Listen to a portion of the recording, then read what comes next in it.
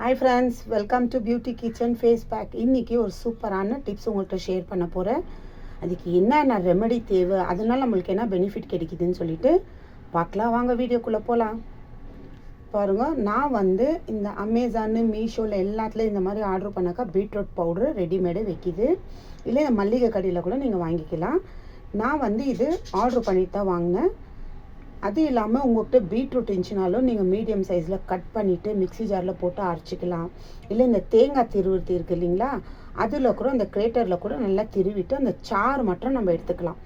இதில் ஃபேஸ் க்ரீமும் பண்ணலாம், ஃபேஸ் பேக்கும் நான் ஆல்ரெடி வீடியோ போட்டு இருக்கிறேன்.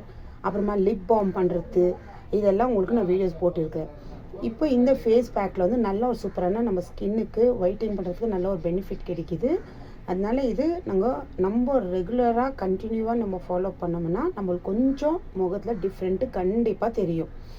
அதனால நான் இந்த பீட்ரூட் பவுட்ரு இதில் சேர்க்க வேண்டிய அடுத்த ரெமெடி காய்ச்சாத பச்சை பால் தேவையான அளவுக்கு எடுத்து வச்சுக்கலாம்.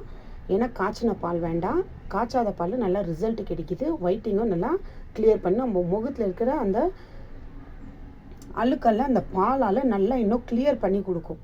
நம்ம என்ன முகத்தை சோப் போட்டு கழுவினாலும் நம்மளுக்கு அந்த மறுபடியும் ஒரு துணி எடுத்து நம்ம தொச்சு பார்த்தோம்னா நம்மளுக்கு அந்த அழுக்கு இந்தே இருக்குங்க. ஏன்னா நம்ம முகத்தை சோப் போட்ட பிறகு நல்லா முகத்தை நம்ம விரலால் இப்படி நெகத்தால் கீறிக்க முடியாது. ஏன்னா அது சாஃப்ட் ஸ்கின்னு, அதனால வேற சோப்பை போட்டு நம்ம கழுவுறோம். ஆனால் கழுவிட்ட பிறகு கூட நீங்கள் ட்ரை பண்ணி பாருங்கள். வேண்டாம், ஒரு துணி எடுத்து உங்கள் முகத்தை நீங்கள் எங்கே வெளியே போயிட்டு வரீங்கோ, சன் டேனு அந்த மாதிரி இருக்கும்போது நீங்கள் முகத்தை கழுவிட்டு நீங்கள் உட்காரும் போது அந்த டவலில் எடுத்து யூஸ் பண்ணாத ஒரு வெள்ளை டவலோ இல்லை வெள்ளை கர்ச்சிஃப் எது இருந்தாலும் நீங்கள் துடைச்சி பாருங்க. நம்ம சோப் போட்டு கழுவி கூட நம்ம முகத்தில் இவ்வளோ ஒரு அழுக்கி இருக்குதான்னு சொல்லிட்டு, அதனால இந்த மாதிரி டைமில் பால் யூஸ் பண்ணோம்னா நம்ம ஸ்கின் அவ்வளோ ஒரு பிரைட்னஸ் பண்ணி கொடுக்கும். அது இல்லாமல் அடுத்து அரிசி மாவு தேவையான அளவுக்கு ஒரு வாரத்துக்கு நான் அரைச்சி பவுட்ரு பண்ணி வச்சுக்குவேன். ஏன்னா ரொம்ப நாளைக்கு வைக்க மாட்டேன், மறுபடியும் திரும்பி தேவையான அளவுக்கு நான் பவுட்ரு பண்ணி ரெடி பண்ணி வச்சுக்குவேன். இப்போ இது 3 பொருளை வச்சு தான் நம்ம ஸ்கின் நல்லா ஒயிட்டிங்காக நல்லா க்ளோ பண்ணுறதுக்கு ஒரு சூப்பரான டிப்ஸு. இப்போ அதுக்கு ஒரு போல் எடுத்துக்கினேன். இது ஏற்கனவே நான் வடிகட்டி வச்சுருக்கிறேன், இருந்தாலும் இன்னொரு தடவை நான் வடிகட்டணும்.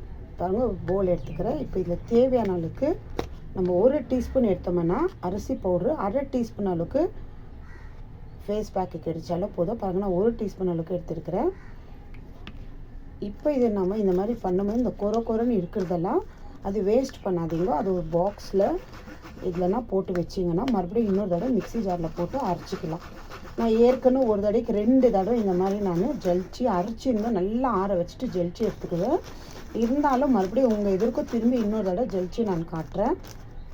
இந்த மாதிரி எது ஒரு பவுடரோ இந்த மாதிரி நம்ம உளுந்து, அரிசி, பச்சை பயிறு, இந்த மாதிரி கடல மாவு இதெல்லாம் இந்த மாதிரி நம்ம ஜலிச்சு எடுத்துக்கணும்னா அந்த கொரன்னு கருத்து எல்லாம் ஒரு பாக்ஸில் போட்டு வச்சுக்கணும்னா நம்ம ஃபுல் பாடி ஸ்க்ரப்புக்கு யூஸ் பண்ணலாம். அது கூட நான் வீடியோஸ் உங்களுக்கு போட்டு இருக்கிறேன். பாருங்கள், இப்போ நான் 1 டீஸ்பூன் அளவுக்கு எடுத்தேன். இப்போ இந்த ஃபேஸ் பேக்குக்கு 1/2 டீஸ்பூன் அளவுக்கு இருந்தாலே போதும். 1 டீஸ்பூனில் 1/2 டீஸ்பூன் அளவுக்கு தான் அந்த இது வரும். பாருங்கள், இப்போ நான் ஜெலிச்சுந்துக்கு 1 டீஸ்பூனில் இவ்வளோ தான். பாருங்கள், எந்த அளவுக்கு இவ்வளோ தான் இருக்குது. ஜாஸ்தி கூட இல்லை, ஒரு 1/4 டீஸ்பூன் அளவுக்கு கூட இல்லை அந்த கொரன்னு எடுத்து. இப்போ இதை நான் அப்படியே எடுத்து வச்சுக்கிறேன். இப்போ இதை நான் 1 டீஸ்பூன் போட்டிருந்துக்கு எந்த அளவுக்கு பாருங்கள் எவ்வளோ நைஸாக எவ்வளோ ஒரு சாஃப்டாக இருக்குது பாருங்கள். இந்த மாதிரி ரொம்ப சாஃப்டாக இருக்கணும். இப்போ இந்த அளவுக்கு அரிசி மாவும் நான் ஜலிச்சு எடுத்துக்கினேன். இப்போ அடுத்து பீட்ரூட்டு பவுட்ரு பாருங்கள், இந்த அளவுக்கு சூப்பராக இருக்குது பீட்ரூட் பவுட்ரு. இது காற்று போகாத மாதிரி நம்ம எடுத்து வச்சுக்கணும், ஃபுல் கவர் பண்ணிவிட்டு. இப்போ பீட்ரூட் பவுட்ரு ஒரு 1/2 டீஸ்பூன் அளவுக்கு நான் இதில் சேர்த்துக்கிறேன். இப்போ இந்த அரிசி மாவை இந்த பீட்ரூட்டோட நல்லா மிக்ஸ் பண்ணிக்கணும். இப்போ இதில் அடுத்து நம்ம சேர்க்க வேண்டியது பால்.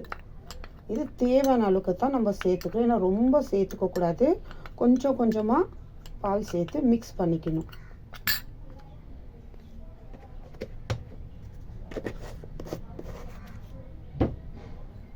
அடுத்து இப்போ நான் பால் சேர்த்துக்கிறேன். பச்சை பால் தான். ஃபஸ்ட்டு நான் 1 டீஸ்பூன் அளவுக்கு எடுத்துக்கிறேன்.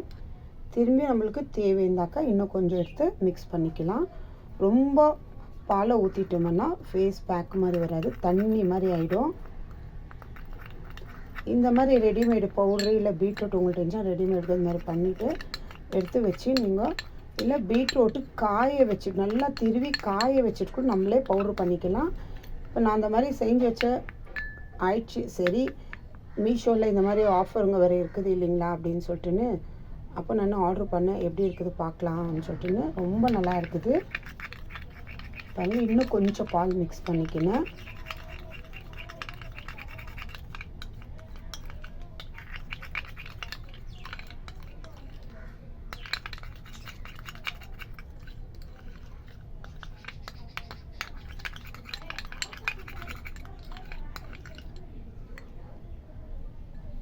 பாருங்கள் எந்த அளவுக்கு ஒரு ஃபேஸ் பேக்கு ரெடி. இந்த அளவுக்கு தான், இப்படி தான் இருக்கணும். ரொம்ப கெட்டியாக இருக்கக்கூடாது, ரொம்ப தண்ணியாக இருக்கக்கூடாது.